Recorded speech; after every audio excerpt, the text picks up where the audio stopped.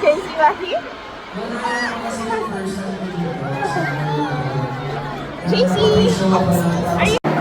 Well, anyway, the end of song na to, about siya sa isang relationship na paulit-ulit. Parang nalalag lang sa same exact practice. Ayan!